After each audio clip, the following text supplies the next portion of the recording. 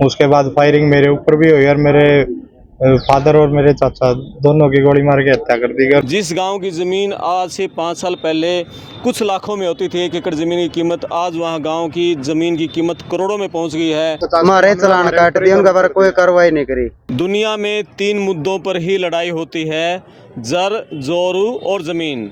जर यानी पैसा, जोरू यानी स्त्री और ज़मीन। 2 गज टुकड़े ज़मीन पर भी मर्डर हो जाते हैं। अभी हरियाणा के जींद ज़िले के निर्जन गांव के 2 सगे भाइयों की गोली मारकर हत्या कर दी गई और मामला अभी तक खुलकर नहीं सामने आया है, लेकिन पुराना जो विवाद था वो ज़मीन को लेकर चल रहा था।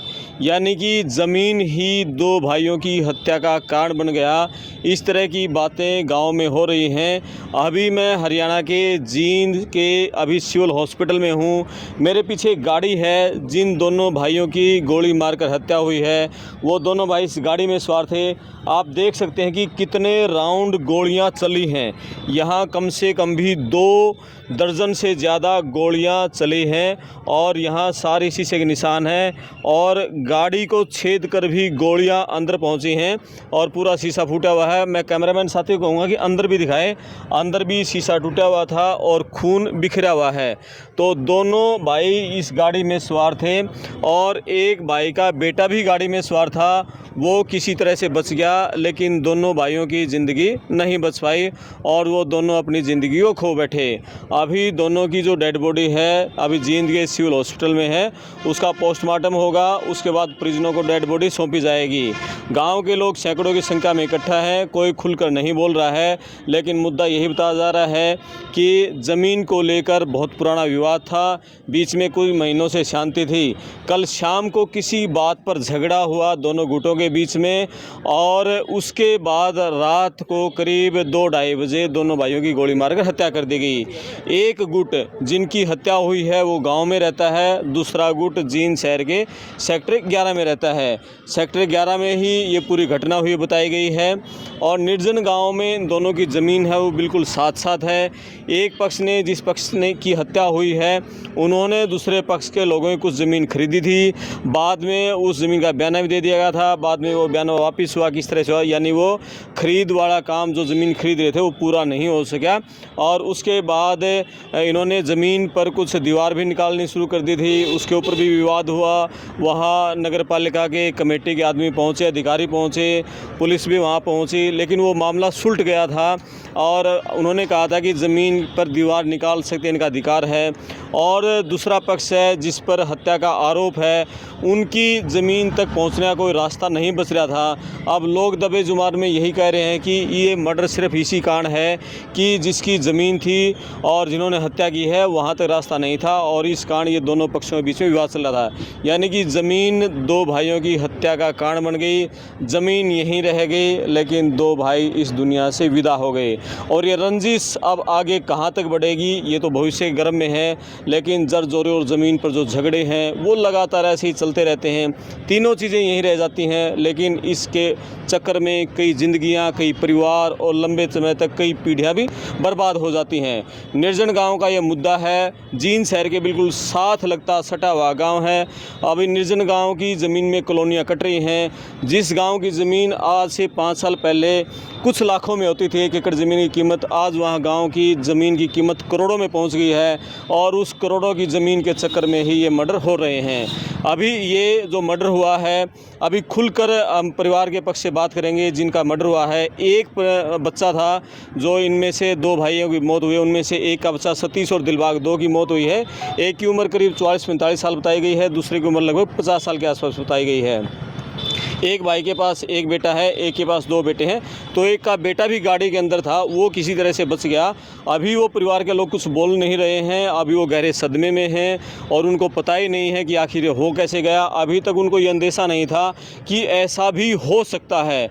कि उनको ये नहीं था कि ये मामूली झगड़ा था। कल शाम को भी एक हाथापाई हुई है, कोई किसी बात को लेकर छोटा मोटा झगड़ा हुआ है, लेकिन उसके बाद उनको ये नहीं था कि बात यहाँ तक पहुँच जाएगी। और बात यहाँ तक पहुँच गई कि दो भाइयों की मर्डर हो गया, हत्या हो गई। और अभी दूसरे पक्ष को पुलिस अभी तक किसी को गिरफ्तार नहीं किया है।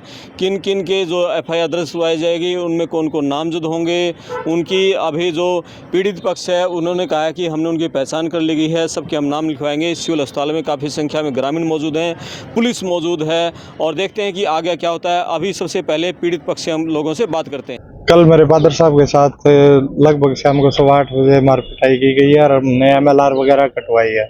उसके बाद फायरिंग मेरे ऊपर भी हुई और मेरे फादर और मेरे चाचा दोनों की गोली मार के हत्या कर दी गई और मेरे को भी अभी धमकियां मिल रही है और सारे दोषी फरार, अभी तक कोई पकड़ा नहीं गया और ना पोस्टमार्टम हुआ, ना अभी तक कोई कार्रवाई हुई है। तो मेरी प्रशासन से यही रिक्वेस्ट है कि हमारी जल्दी जल्दी सुनवाई और दोषियों को पकड़ा जाए। मारी है कौन लोग?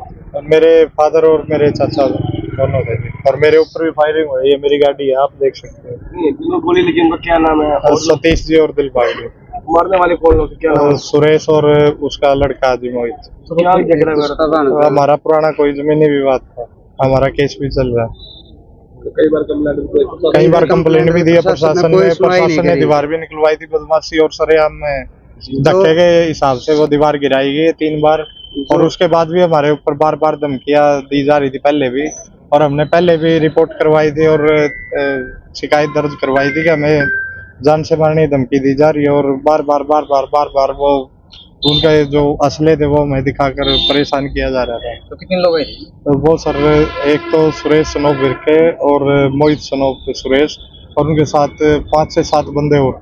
पहले फायरिंग मेरे ऊपर हुई है, फिर मैं तो वहां से गाड़ी लेके निकल गया, मैं गाड़ी में ही था, तो वहां से फिर सीधे जाके मेरे गोडाउन है सत्यम गैस का, तो वहाँ मेरे चाचा और पापा बैठे थे, साथ में मेरे चाचा लड़का भी था। पहले गाड़ी ऊपर चढ़ाने की कोशिश की गई है तो जान बचा के भागे, तो चाचा लड़का छुप गया और वो मेरे चाचा और मेरे फादर साहब को उन्होंने शूट कर दिया वहीं। तो गाड़ी में नहीं, वो वहाँ बैठे थे, पहले बैठे। हाँ जी। आपका नाम? मोहित।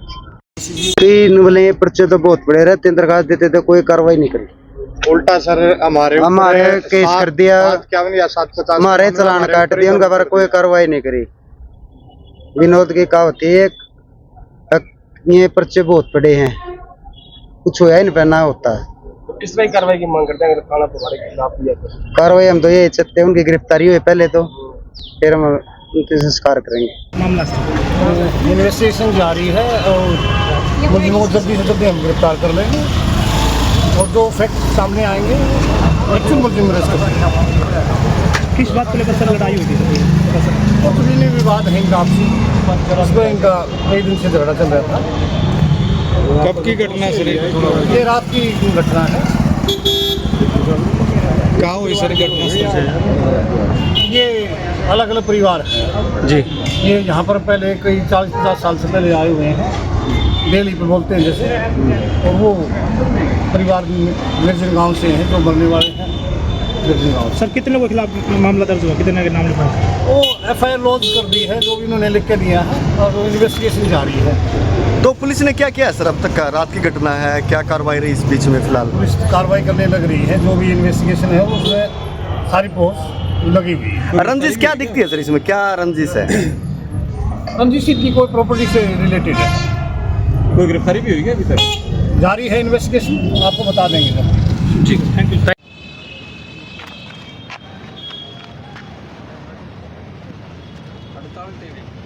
PAD लिया।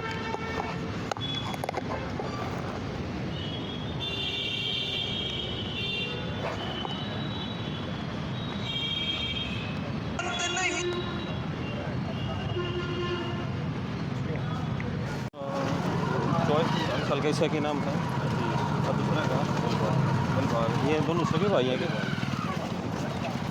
और इनके बड़े